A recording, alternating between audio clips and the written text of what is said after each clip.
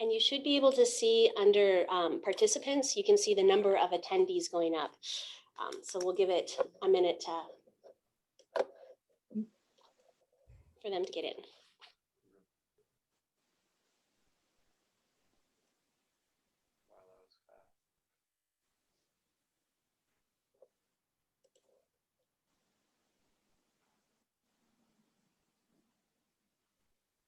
Can you check on Facebook and see if it's...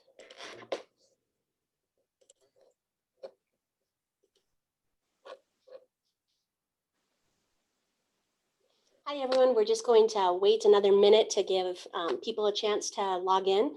We are currently at 71 attendees and we have 187 registered. So we'll give people just a minute to get logged in.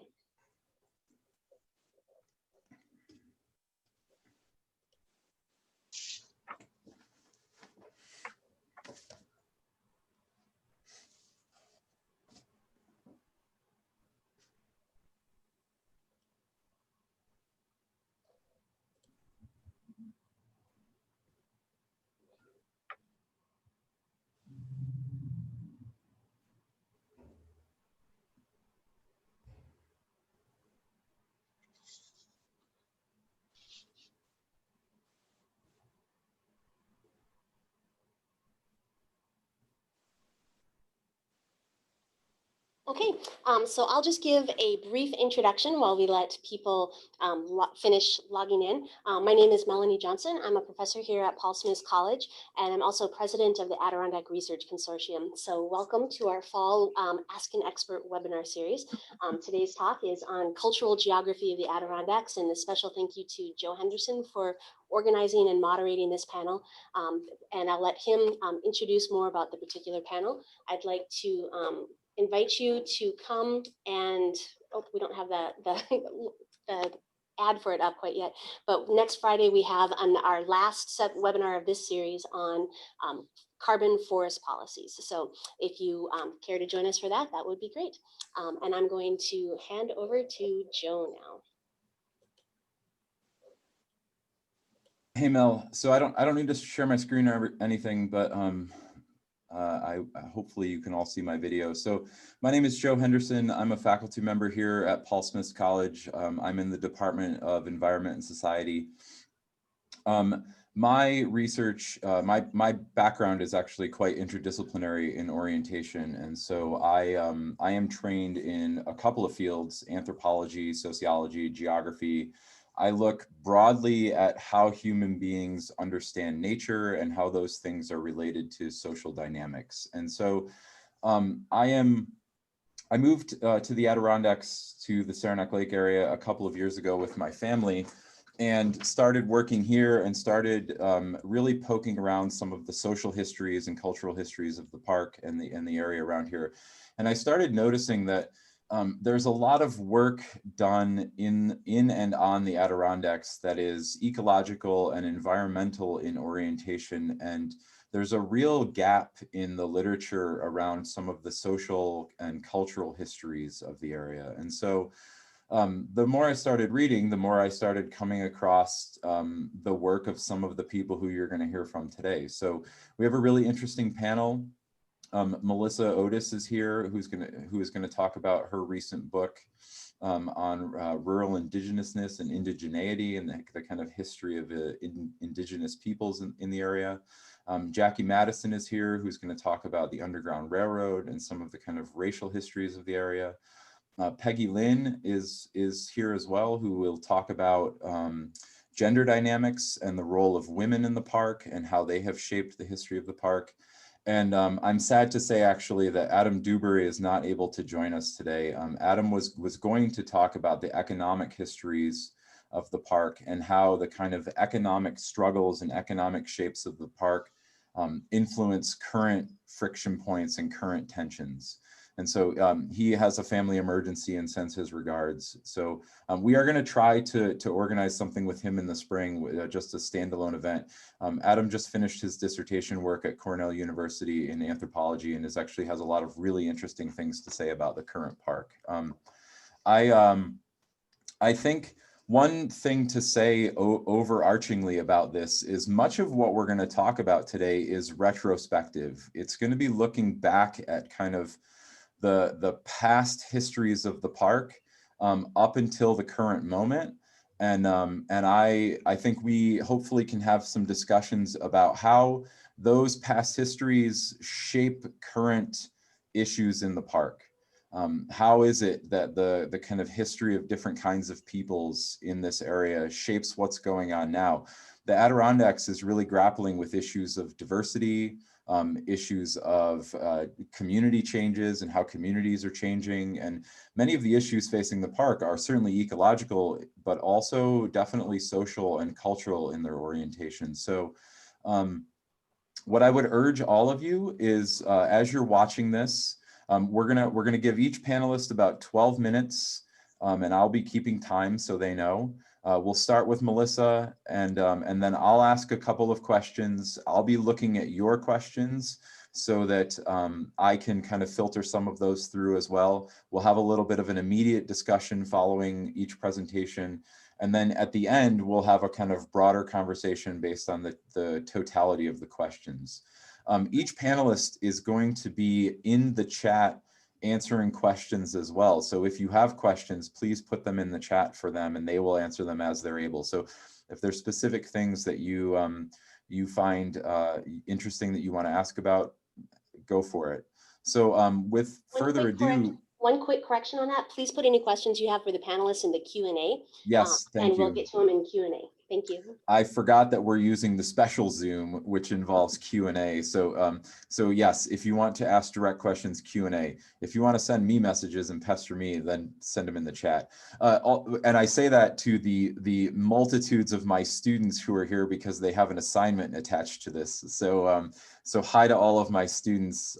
Thank you for spending your Friday morning with us. Melissa, would you like to start? Sure. Let's see if I make sure I've got, yeah, my mic's on. Okay, hi. I'm Melissa Otis, and I was born and raised in the Adirondacks and left for a long time and recently came back a few years ago. And along the way, I managed to get a PhD in history and education. I too have a sort of an interdisciplinary background in both history, Indigenous studies, and in education. So that's sort of my background. So I think at this point, I'll just kind of go right into it, into my presentation. So Sego, good morning. First, I'd like to thank Joe Henderson for organizing this panel, inviting me to participate, as well as the Adirondack Research Consortium and Paul Smith College for sponsoring this event. At this time, I'd like to acknowledge that we're on the traditional and unceded territory of the Mohawk people. Now, I do this when I teach or give talks because I believe it's important for us to remember that this place was someone else's homeland and that they still think of it that way. This morning, I'll briefly and broadly cover some of the history of Mohawk and Oneida peoples whose homeland is part of today's Adirondacks. As well, some Algonquian peoples are important to this history, especially the Abenaki or Abenaki. So I will mention them from time to time, particularly during and after the 19th century. Next slide, please. Mel, next slide, thank you. The indigenous history of the Adirondacks is Iroquoian history. By the time of European contact, most of the eastern and largest part of the region was the territory of the Mohawk. The western part of the Adirondacks is Oneida territory, and it's the Oswegatchie River that is the boundary between the two peoples. Further west, the Onondagas territory ran along the eastern shore of Lake Ontario, and so they would have hunted in the western part of the Adirondacks. In addition to Iroquoian people, some Algonquian peoples are also called the Adirondacks home during different times. Now, when I say Algonquian, I'm referring to peoples who share a common language root and historic culture. As the map here demonstrates, Algonquian peoples were the proprietors of a vast territory that actually surrounded northern Iroquoian speakers. Prior to European contact and up into the 1620s, the Algonquian-speaking Mahicans territory ranged from the mid to northern parts of the Hudson River, probably up to the southern shore of Lake Champlain. The Mahican were pushed out of the Adirondacks by the Mohawk in the mid-1620s during what's often referred to as the Beaver Wars. Today, their territory is in Wisconsin. So the Mohawks' territory after 1620 stretched right in to the south, to the eastern shore of Lake Champlain. In addition, according to their oral history, the Mohegans, whose territory today is in southern Connecticut, previously occupied some of the western side of Lake Champlain prior to European contact. So they too called the Adirondacks home at one time, as will other nearby Algonquian peoples later on, and which I'll mention in a bit. Next slide, please. Now, there's plenty of evidence to demonstrate Native peoples went through the region by way of Adirondack River and lake systems and by land. It's likely both water and land trails were used as a system to travel to and from favorite hunting and fishing encampments, of which there are many, and as artifacts demonstrate, are located throughout the region. As well, these transportation systems were used for military, diplomatic, and trade purposes. Most Mohawk and Oneida women remained in the village while the men and boys traveled to hunt, trap, fish, and other reasons. However, some women accompanied the hunters. Their principal role in the hunt was to process the meat and hides. They would usually return to their villages by December. The Iroquois hunters who remained after December returned to their communities for their midwinter ceremony held in late January or early February. After the ceremonies, they would re-outfit for deep snow hunting and trapping. So as you can tell, Iroquois men probably spent more time in hunting territories than they did in their home villages. In addition to hunting and trapping, Haudenosaunee and Algonquian peoples labored in the Adirondacks to fish, and that includes ice fishing. They would mine for resources such as flint and gather plants. While they were here, they often grew, we know, at least corn and maybe the other two of the three sisters being squash and beans. So as you can see, the Adirondacks were occupied by Indigenous peoples for months at a time and year-round. Next slide, please. The pre-European contact seasonal work and occupation that I just described continued after contact and during the colonial period. Indeed, it's sort of the landscape of the Adirondacks is what kept Europeans out of the area, except for along sort of peripheries along Lake Champlain and Lake George, that's those type of places. Despite their own avoidance of the region, European officials, merchants, settlers, and military officers during the colonial period did create labor situations for Iroquoian and Algonquian peoples in the Adirondacks, such as work in the commercial fur trade and participation in military activities. So in addition to their traditional use of the region, Indigenous peoples often labored here for reasons created by Europeans. Now, generally, Europeans did not affect the occupation of the Adirondacks by Indigenous peoples, except, as I mentioned, along sort of the eastern and southern perimeters. However, they did impact Haudenosaunee and Algonquian peoples through the introduction of capitalism, meaning trapping for profit instead of sustainable use. And that impact was huge as it depleted beaver and other fur-bearing animals, which created reasons for warfare. Of course, there's a multitude of sins involved with that. Next slide, please. In addition, because European settlers avoided the Adirondacks, the region also became a place of refuge for Indigenous peoples beginning in the late 17th and continuing into the 19th century. In particular, Algonquian-speaking peoples from southern New England were fleeing from the violence and displacement brought on by colonization, warfare, and other problems, such as epidemics in their homelands. And there were between 5 and 7 examples of these refugee communities that have been documented, and hopefully you can see those on the slide, kind of where they were located. Next slide, please. Now, after the American Revolution, small groups of Indigenous hunters and trappers continued to come into the Adirondacks, especially Mohawk from St. Lawrence River Valley communities of Akwesasne and Ganawage. During this time, there was a lot of animosity and violence occurring between especially Mohawk and American trappers. Now, a lot of that had to do with competition issues. However, it also probably had to do with the fact that Mohawk had sided and fought alongside the British during the Revolution. Many of these encounters led to the murder of one or more Mohawk hunters, creating a very tense and frontier-like space that we don't often think about in the Adirondacks. And as far as I can tell, no one was ever punished for any of these killings.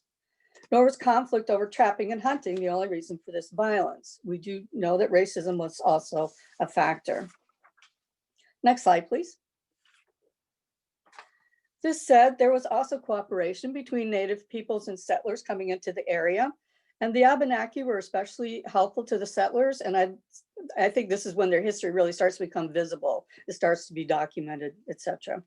Now, despite the dangers, many indigenous peoples continued to move about the land to pursue traditional seasonal activities in the region, at least into roughly the 1830s. This is about the time that Euro-American settlement starts to really kind of come in and impinge on their territory. Contacts start to become more frequent. Industrialists start to come in. They bring wage work, which allows for more settlement of Euro-Americans into the interior. So all of this starts to affect the ability of indigenous peoples to successfully hunt and trap and in the Adirondacks. Now, this encroachment by settlers onto their ancestral territory impacted the amount and type of animals and plants in the region. This invasion by settlement is known as settler colonialism and really did almost as much damage as imperial colonialism did. Once again, Native peoples had to adapt to the situation. Starting in the late 1830s, many Native peoples living in and around the Adirondacks began to adapt their labor strategies to incorporate seasonal wage employment. Akwesasne Mohawk often worked as temporary contractors in some of the region's resource type industries. They worked together at lumbering, bark peeling for tanning, and on railroad laying track or road construction. Next slide, please. Tourism proved to be a very attractive industry for local and nearby indigenous peoples to earn wages, probably because it allowed them to continue using traditional skills, and they got paid pretty well to use those skills, especially compared to non-skilled work. As well, they were greatly admired for those abilities. They're sort of a patina for having, say, a native guide. And they could incorporate this work into their existing seasonal labor. Men began in Adirondack tourism by guiding sports hunters, and women by making and selling crafts that they modified for the tourist trade. As time went on, guiding done in the area was performed by both Indigenous and Euro-American men, as this slide sort of demonstrates. Indeed, the latter soon outnumbered the Indigenous guides. They sometimes worked together, and eventually many began to intermarry and start families. Next slide, please. As the 19th century wore on, the wilderness holidays started to cater to wealthy and upper middle class women and families. Forms of distraction evolved, which included the making and selling of souvenirs by Native people. There are records as early as 1800 describing a small group of indigenous people selling baskets in Boston Spa. Indian encampments sprang up in Saratoga Springs by 1826 and later in Lake George. Miniature versions of encampments appeared in smaller towns. The larger encampments especially sort of took on an amusement park-like atmosphere as Native peoples demonstrated skills with, say, bow and arrow. They would give basket making demonstrations, and other types of performance were used to entice tourists to these encampments in the hopes that they would purchase baskets, beadwork, and other souvenirs. Now, for a variety of reasons, the encampments disappeared at the beginning of the 1900s. However, Native people still found ways to sell their souvenirs. They set up temporary, usually seasonal shops. A few established sort of brick and mortar stores, and others sold their wares at transportation hubs, such as railroad stations and steamer docks, to name a few. Next slide, please. And one occupation we often don't think about alongside the history of Native Americans is that of entrepreneur. But it was not that unusual, both nationally and locally. They ran retail shops for souvenirs and even general stores such as Oneida Thomas Hammond's store in Warren County. His early 19th century general store was so influential, they called that part of Queensbury the Oneida, and it's still called that today.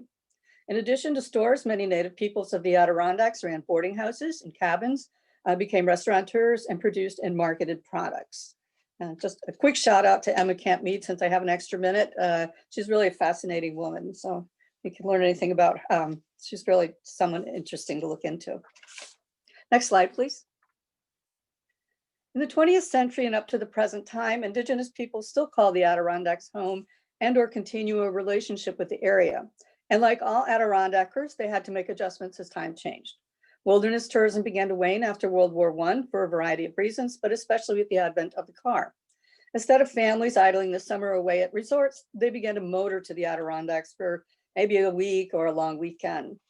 Amusements at the Indian encampments were replaced with roadside tourist attractions that catered to children. Starting in the 1950s, some Native families helped develop and perform in Indian villages located at regional tourist attractions, such as the one depicted here at the Enchanted Forest in Old Forge. Native peoples used their woodcraft and artistic skills, the latter of which they would sell, as well as performance ability to share Indigenous dances and customs and history to educate the American public. Some also worked at summer camps for children. In addition, Native people also participated in local and state events to remind both locals and tourists alike that they were part of the region's history and still contributing to it. Next slide.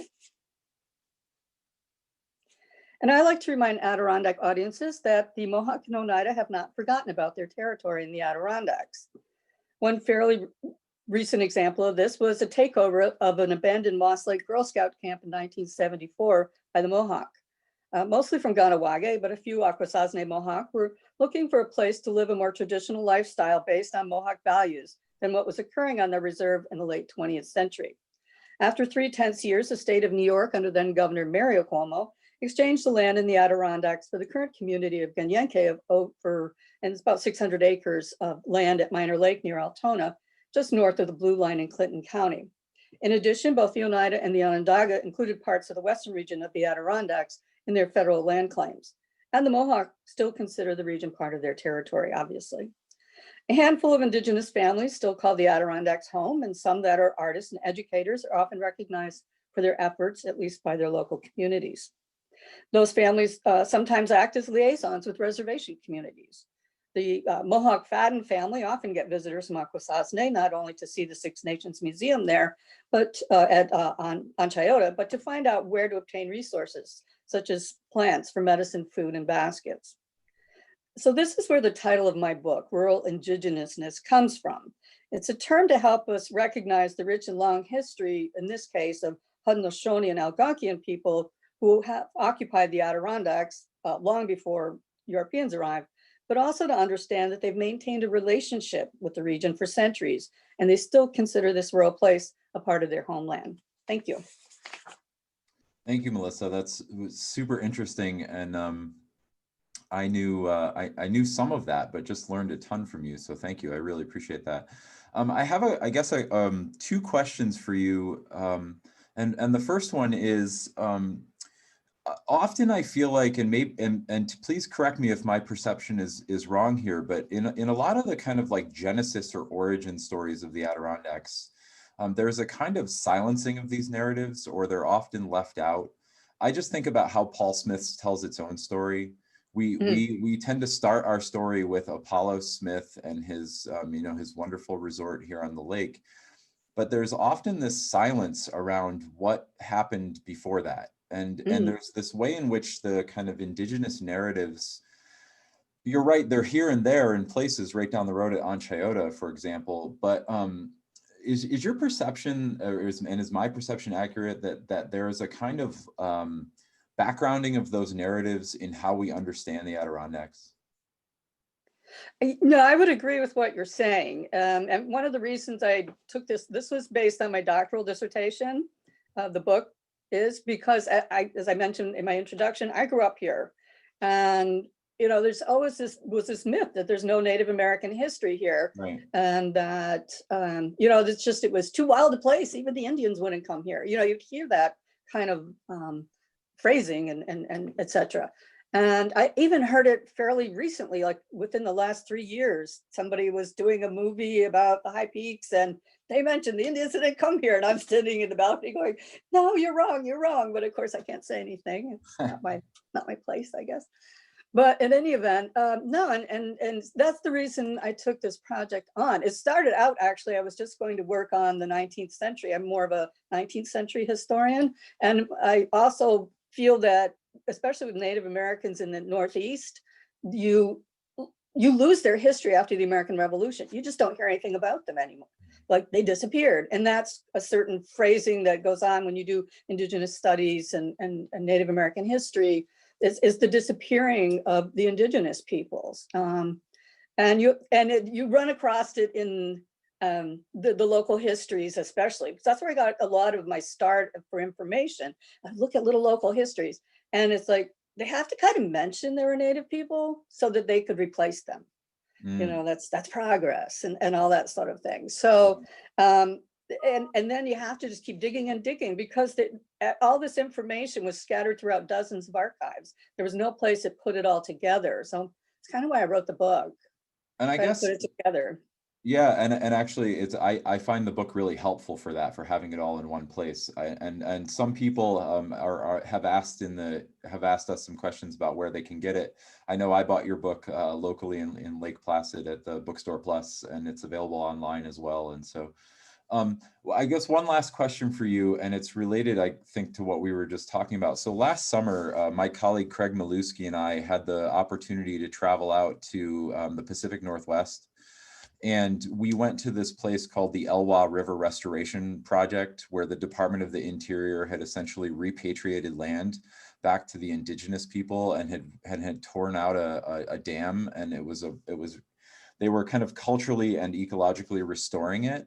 And I'm wondering, like, thinking forward, a lot of settler colonialism is involved, like, renaming things and intentionally destroying histories. And so, we have Mount Marcy, which is, named for a certain person. But what do you see going forward around better articulation of some of the histories and narratives, better articulation of, like, the fact that we're on Mohawk land? You can travel through the Adirondacks and largely be unaware of the fact that you're on Mohawk land.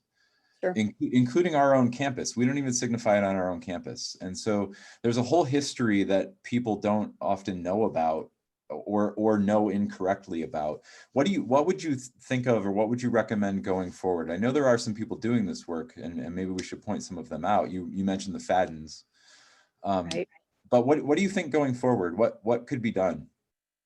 I know the Adirondack Land Trust is trying to make they recently put in they do the trails, I think, around here, and they made sure to put something in the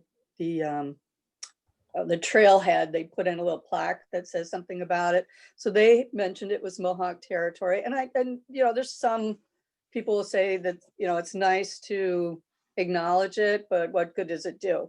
Right. The good I think that it does is it reminds people that it's their territory, and that we as settler society are basically occupying their territory. It's places like Canada, the United States, Australia, New Zealand, those countries that got taken over by Europeans, and then they never got their countries back, unlike, say, India and some other, continent of Africa and stuff like that. For better, for worse, certainly, and horribly changed, I'm sure, but they still have the opportunity to get their countries back. Whereas, in North America and Canada, etc., you don't get it back.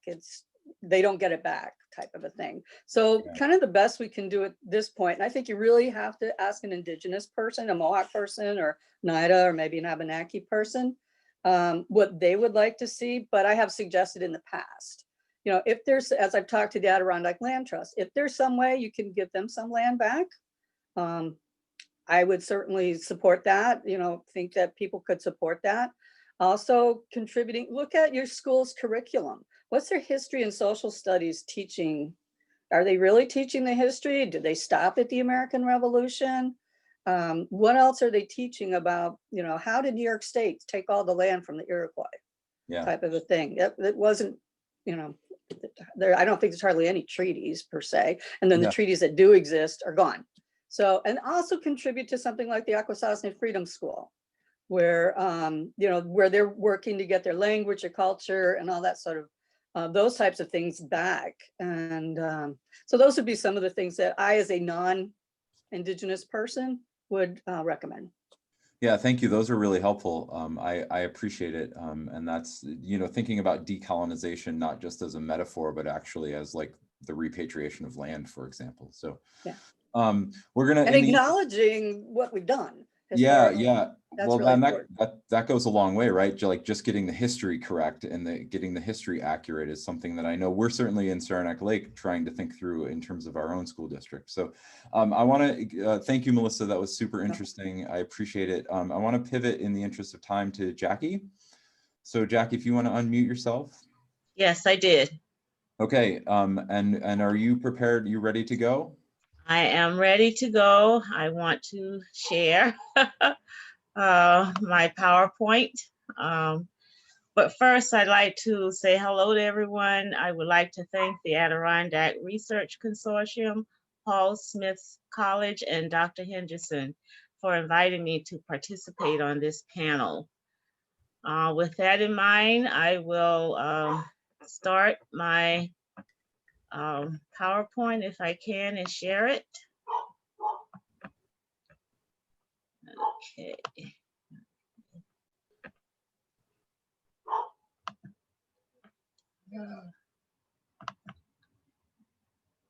Okay. Having a little bit of a difficulty here. I'm sorry. No, all good, Jackie. We Zoom struggles in COVIDian times are a commonly shared experience. So okay, get this back up and okay.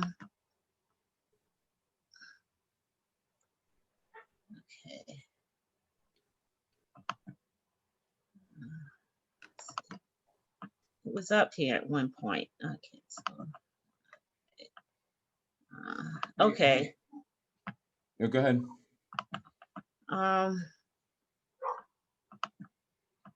Okay.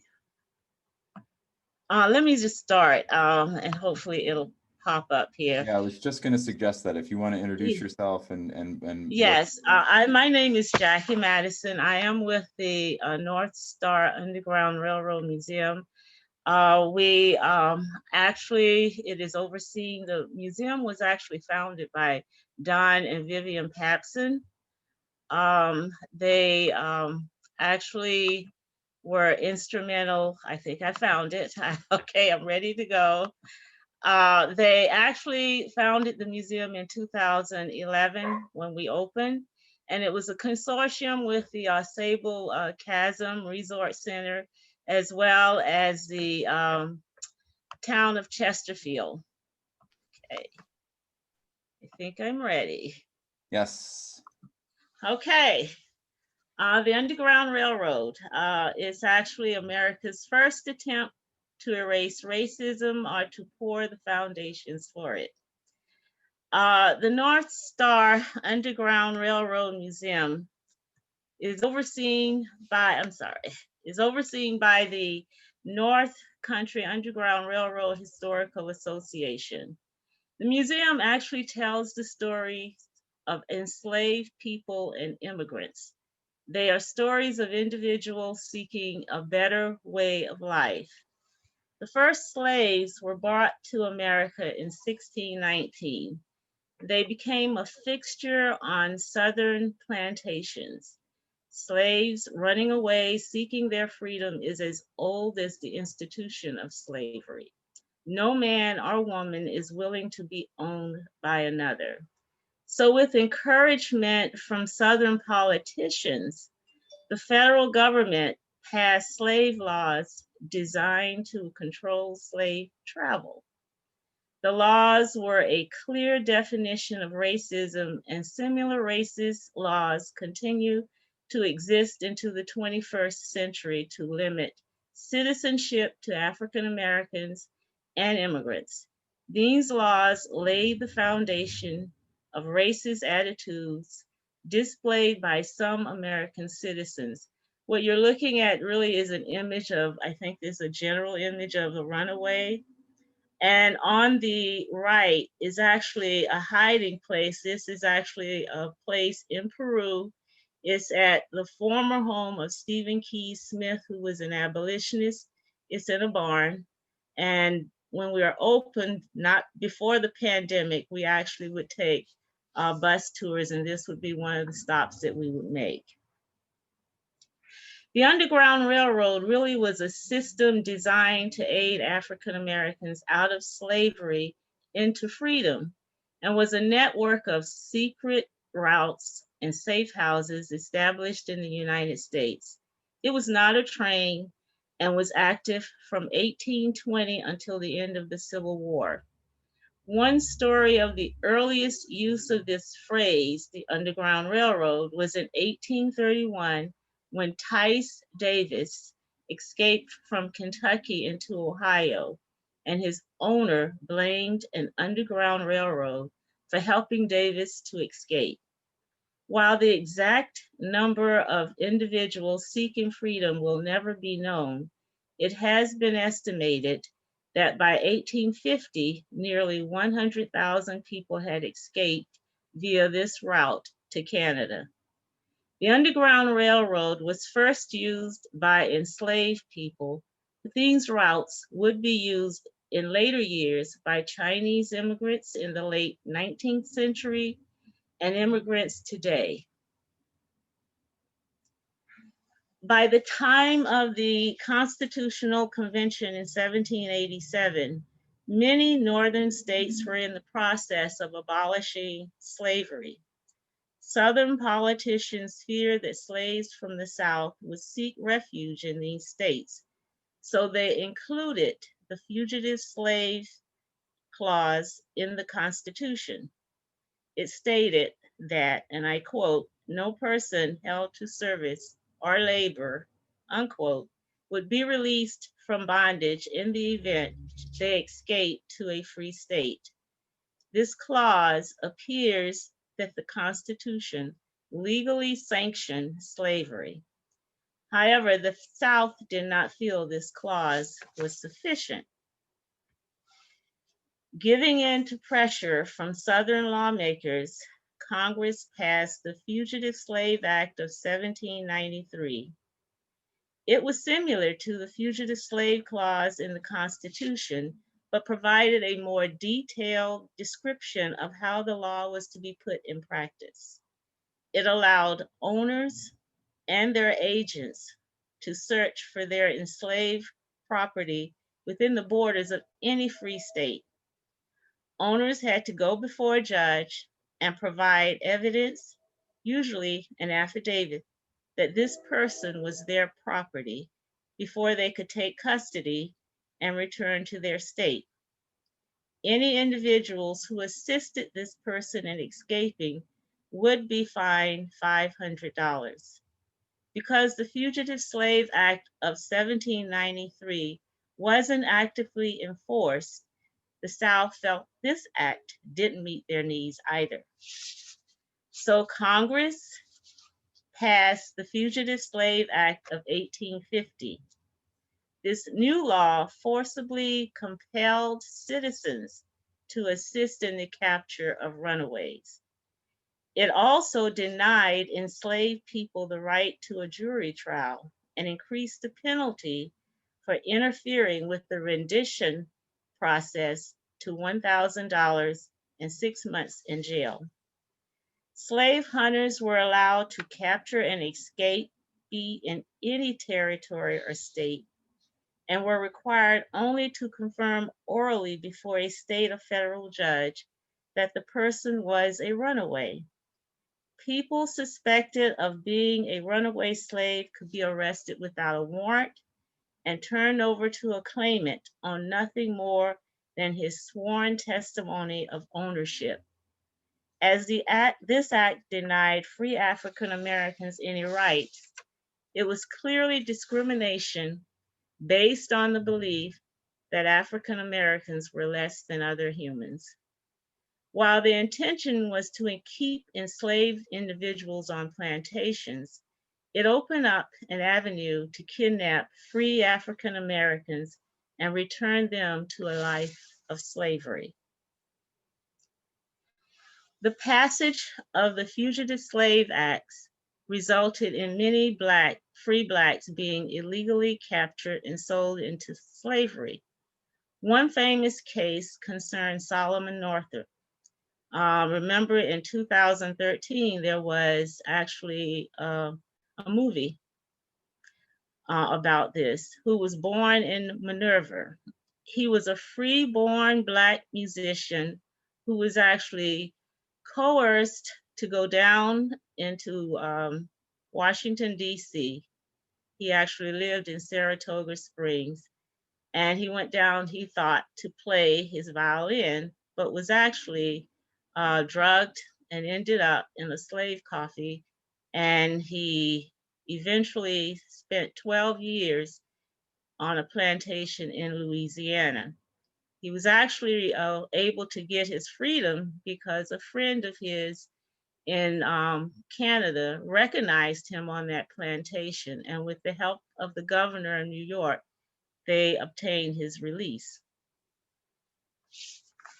He wrote the book also, 12 Years a Slave, which the movie was based on after his release.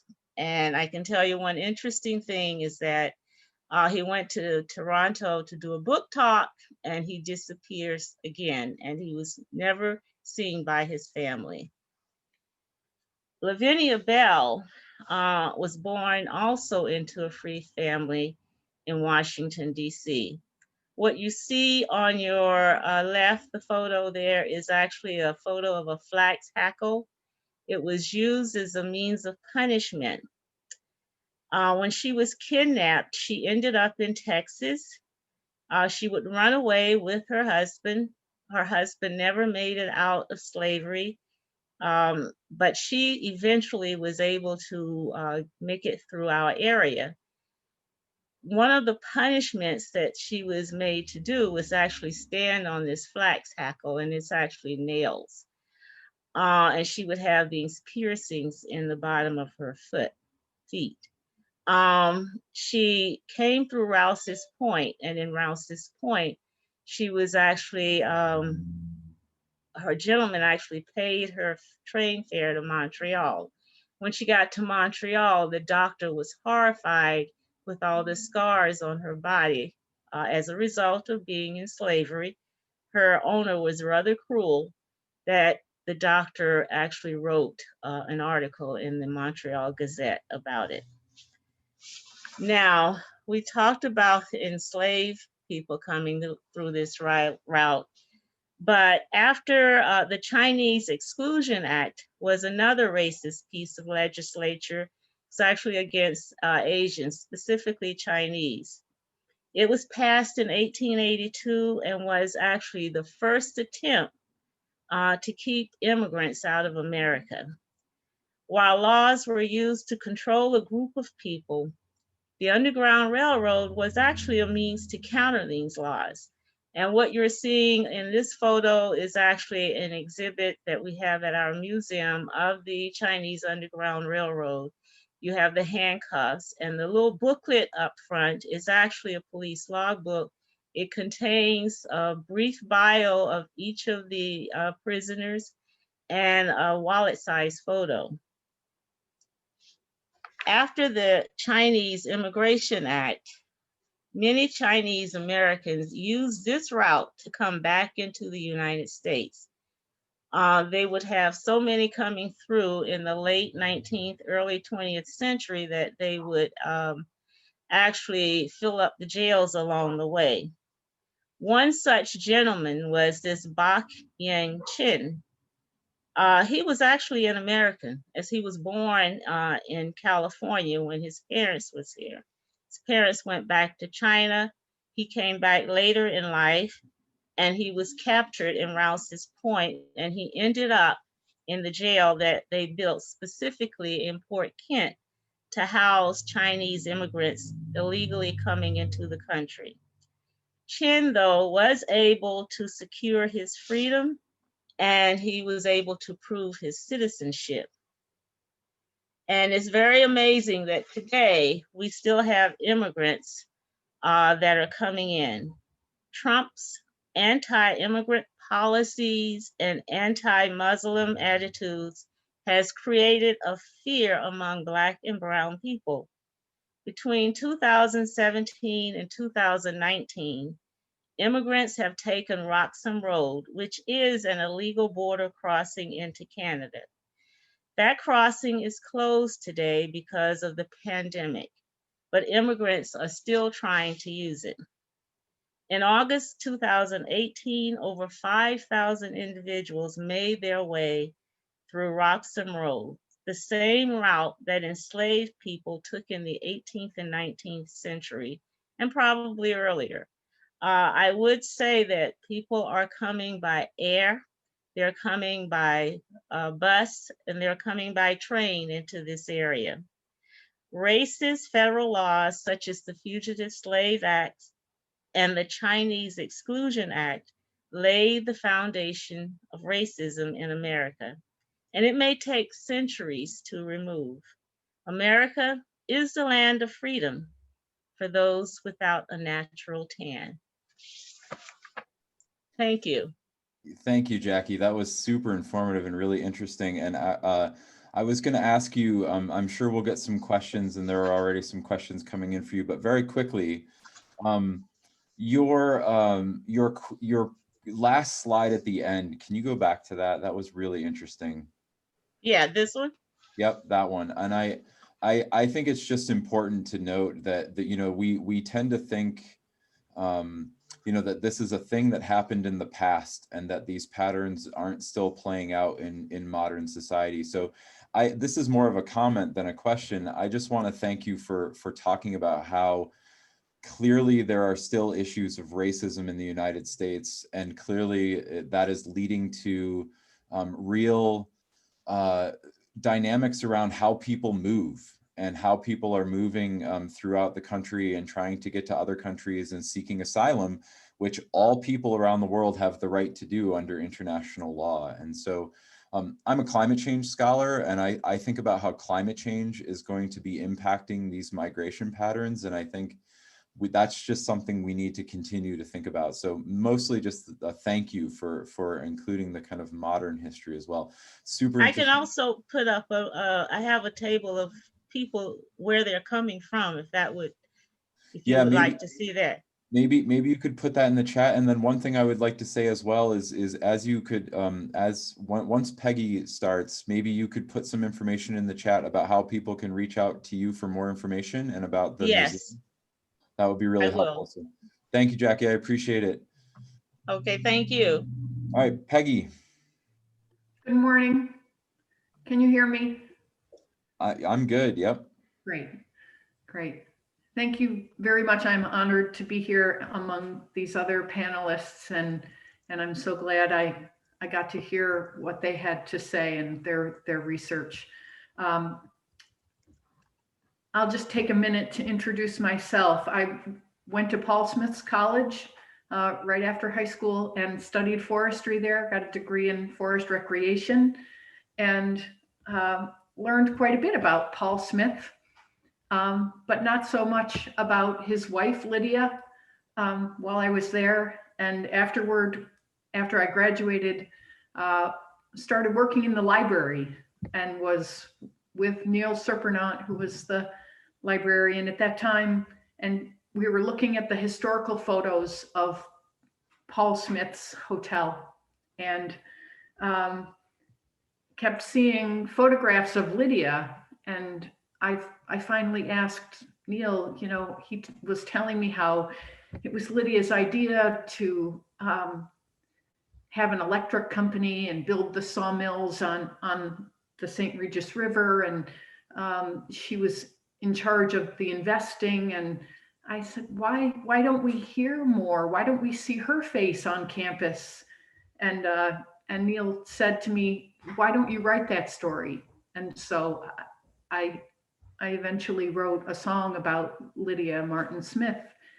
And in singing that song in concerts in different places, people came to me with other stories of women in the Adirondacks that no one really knew anything about. And so I started writing other songs, and then met Sandra Weber, who's a historian who had uncovered a lot more stories of Adirondack women who were inspired by the wilderness and inspired others to go out and find their own solace and inspiration in the Adirondack Mountains. So that's how I got here. After we published Breaking Trail, Remarkable Women of the Adirondacks in 2004, some people asked me if I would lecture. And I felt like I just knew the individual stories, but didn't have much perspective on the overarching issues that connect women. So I went back to college I went to Empire State College and got a bachelor's degree in women's studies, and then went on to SUNY Oswego and earned a master's degree in American and women's history, and started teaching American history and women's studies for Empire State College after that. So that's my background, and I'm still enjoying doing the occasional oral history and writing about Adirondack women. So I just want to thank Joe Henderson for inviting me, and to the Adirondack Research Consortium and Paul Smith College, thank you for this opportunity to share a few stories with you. I'm going to see if I can share my screen here.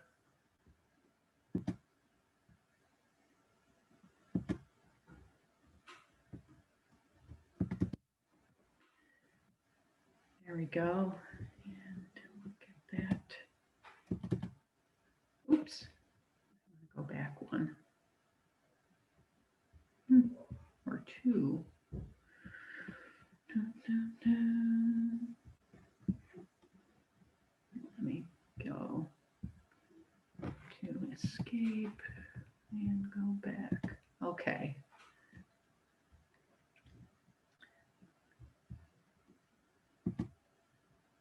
So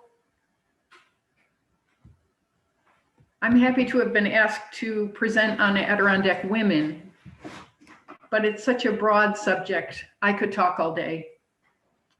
As a historian, I'm charged to represent women of different races, religions, sexual orientation, and socioeconomic backgrounds.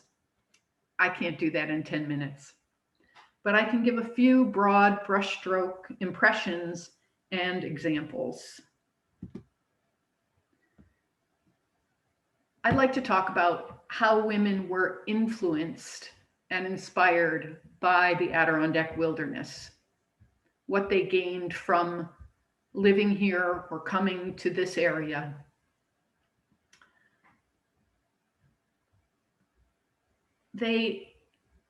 In the 19th century, they found freedom from many of the constraints that living in other areas would have placed upon them. They were in their designated role, the sphere of women was the home, the family, and they were expected to keep a calm, beautiful home, waiting for the man when he returned from the workplace. Once industrialization happened in America, women were relegated to Republican motherhood, to the raising of children and keeping the home. They found freedom from the expectations of their station in society. Out in the wilderness, everybody carries their own weight. Literally. And they found freedom from being silenced by male oppression and the need to be constantly chaperoned. Women weren't allowed in the 19th century to travel alone, mostly. And they found freedom from restrictive clothing. That may not seem as significant as the other things I mentioned, but if you think about how restricted women really were in the mid-19th century, the corsets, the petticoats, the many layers, the collars up to their chins, you really didn't have freedom of movement at that time. And they didn't want to go outdoors because you wouldn't want to get all those layers of fancy lace wet or dirty.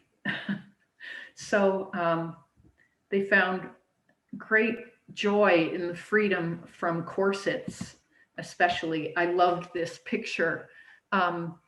of a corset that ties in the front. It was such a thrilling thing for women to think about being able to decide for themselves, because this corset ties up the front, that they could decide how much they wanted to confine their own waistline every day.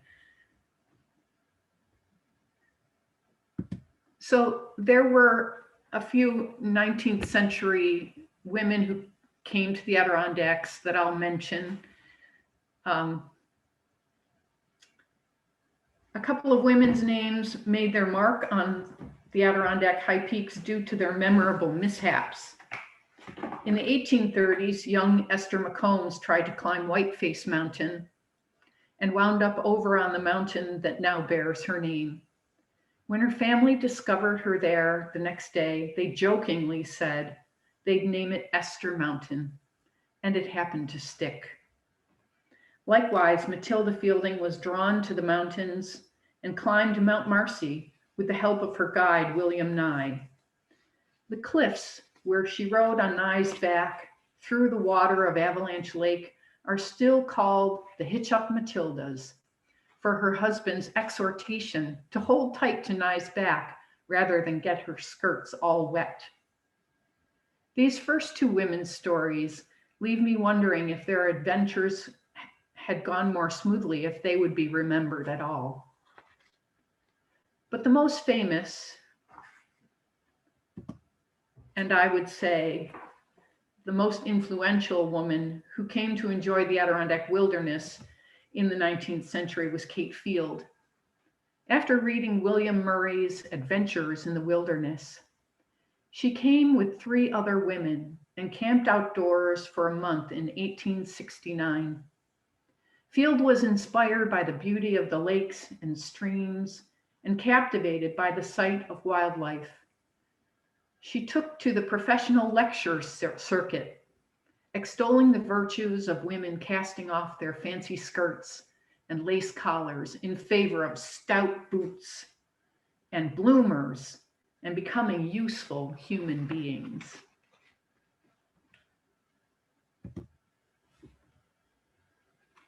In the 20th century, many women found inspiration in testing their mettle in the mountains, and then in turn led other women to pluck up their courage and take to the hills. I'll mention just a few of them.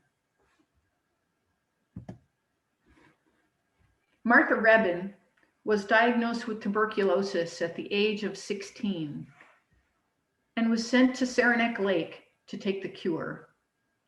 After enduring 2 lung operations and facing a third without much promise, she happened to see an ad in the newspaper placed by a guide named Fred Rice. He offered to take an invalid to camp out in the woods for the summer. Even though Fred had intended to take a man, Martha prevailed upon him, and he took her to the shore of Weller Pond. After a bit of a rough start, she gained strength, and after several summers of camping, the doctors told her they could no longer find TB in her lungs. She became an author, and her first book, The Healing Woods, was published in 1952. It was a bestseller and encouraged many ill and infirmed people to try the fresh air and sunshine of the Adirondacks for their cure. Martha ended The Healing Woods with this feminist statement: "The wilderness did more than heal my lungs. While it dwarfed me by its immensity and made me conscious of my insignificance, yet it made me aware of the importance of being an individual, capable of thinking and feeling not what was expected of me, but only what my own reasoning told me was true."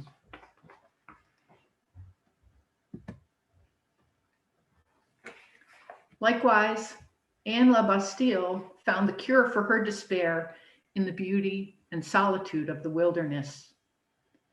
Anne had earned a doctorate degree from Cornell University, but was frustrated at the lack of opportunity for women in field research in the biological sciences. When her marriage ended in 1964, she scraped together enough money to buy 22 acres of pristine wilderness on a secluded Adirondack lake. She lived alone there for several years and made her living writing. Her Woodswoman series of books inspired a whole generation of women to dare to go into the woods. She said of her little home, "Still the cabin is the wellspring, the hub of my existence. It gives me tranquility, a closeness to nature and wildlife, good health, and the opportunity for reflection and creative thinking."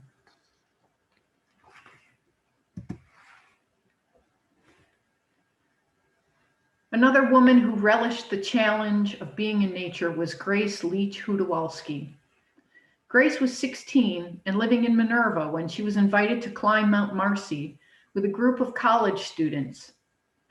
The weather was daunting and the rocks were slippery, but when she reached the summit, the clouds parted and she spied Lake Tier of the Clouds glimmering in the distance. From that day on, Grace said, it was mountains, mountains, mountains. Her family later moved to Troy and she climbed more peaks with a group from the Methodist Church and a Reverend Ryder. Grace met Ed Hudowalski and he proposed marriage on their first date. They climbed mountains together, and in 1937, Grace became the first woman to summit all 46 high peaks above 4,000 feet in the Adirondacks, becoming 46er number 9. They formed a social club of people who enjoyed hiking called the 46ers of Troy and elected Grace as their first president. They soon expanded the club to include anyone who was climbing the peaks and called it the Adirondack 46ers. Grace began to keep a record of those who had finished all 46 and started writing to aspiring 46ers. She became the club historian, and until 90, she was 90, she wrote hundreds, sometimes over 1,000 letters a year to hikers. She encouraged them to enjoy every step of the hike, not just the summit. And she urged them to be good stewards of the peaks and trails. She related many of her own hiking experiences, especially to children. At age 70, Grace decided to climb all 46 high peaks again. She always said, "It's not whether you reach the summit, it's how you make the climb." Beyond writing, there are many ways women influence the culture of the Adirondacks. They establish organizations which promote the arts.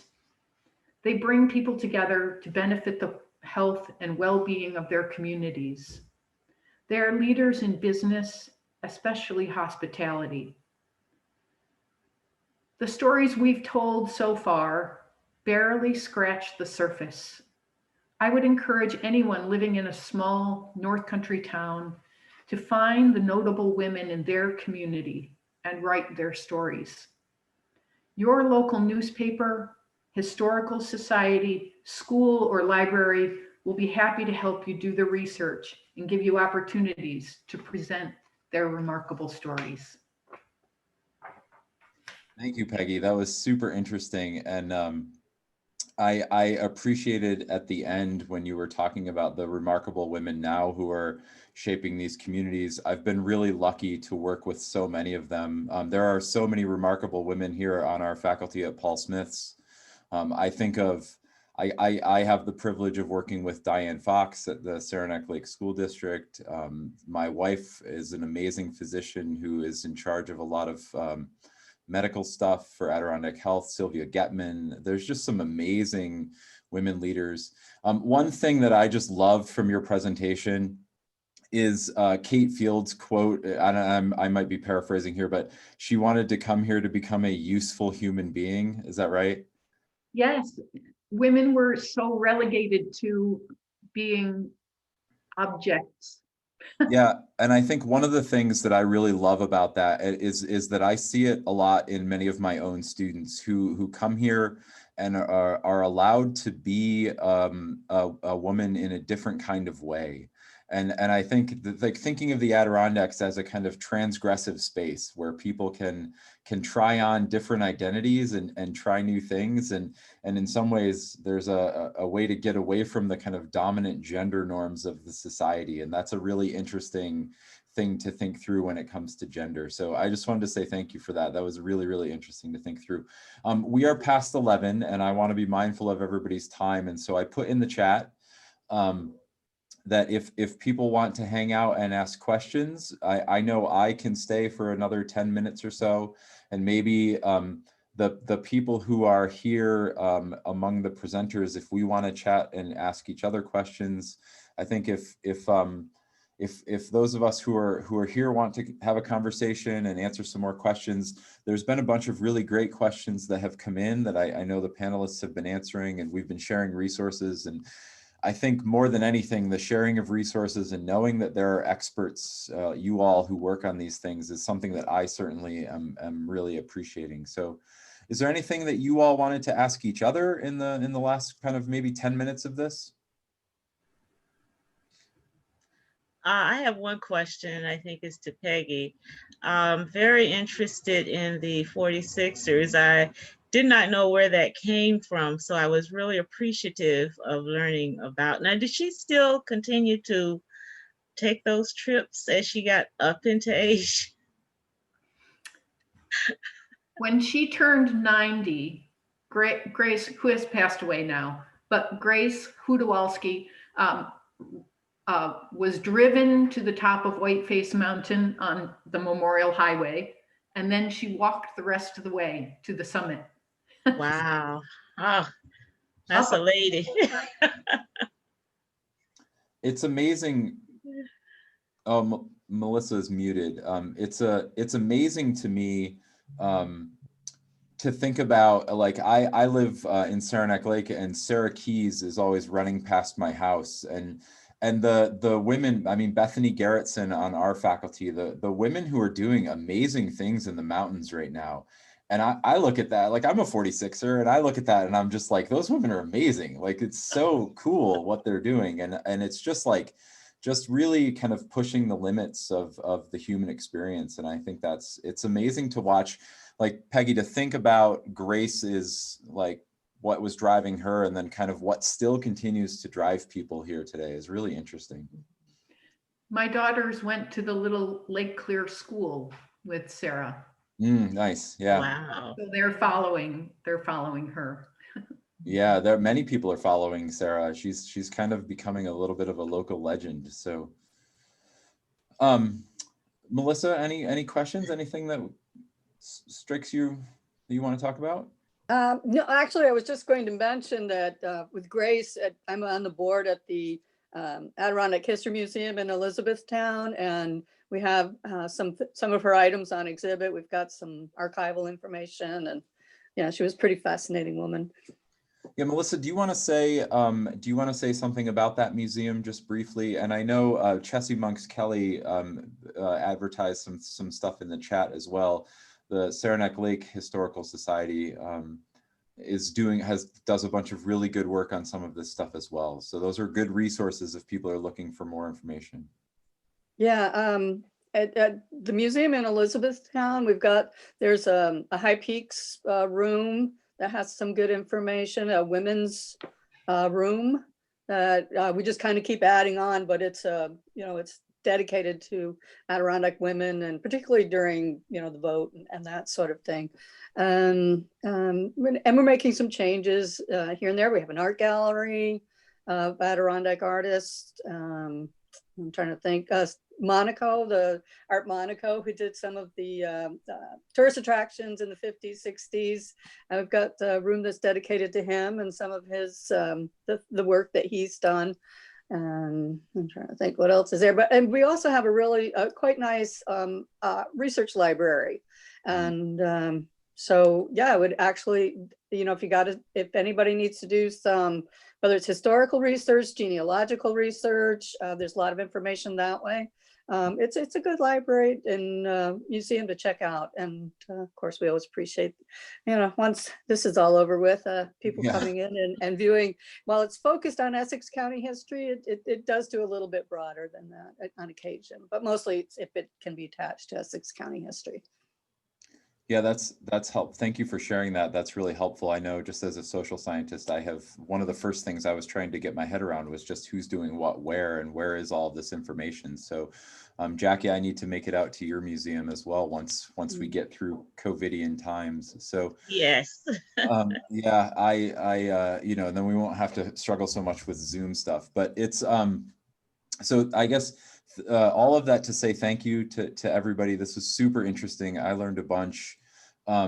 I will give, I guess, one quick shout out to everybody, but Adirondack Research Consortium has been moving in kind of a bit of a, we've been kind of expanding a little bit into more of the like humanities and social sciences. And so I know Melissa just joined our board and I'm on, we're starting to get some more social scientists and humanities scholars on the board as well. So there's I think one of the things we're thinking about just as our own institution is how do we expand and start to do more of these kinds of things on topics like this so that we can give a more accurate analysis of the Adirondacks, how it has been in the past and how those kind of past narratives might inform the future of the area. So thank you for kind of starting some of that conversation. I very much see this as a much longer project and a much longer conversation together as scholars. So I appreciate it. Thank you. Thank you. Great. Thank you. For having us. Yeah, and I will say thank you to everybody for coming. This will be this is going to be archived and shared on the ARC's YouTube channel. So so if you if you want to go back and look at it later and share it with your social networks and friends and stuff, feel free. Mel, do you want to say anything final? Yeah, it will be shared on the ARC website, and we are actually just in the process of setting up a YouTube channel. We didn't have one an hour ago, so. Oh, good. So the link will be on the website, and I put that link in chat. Nice. Thank you, everyone. This was excellent. Yeah, thank you, Mel. Thank you everybody for coming. Hope everybody enjoys the weather. It's going to be a beautiful day. Absolutely. Thank you. Yeah, nice Okay. to meet you all.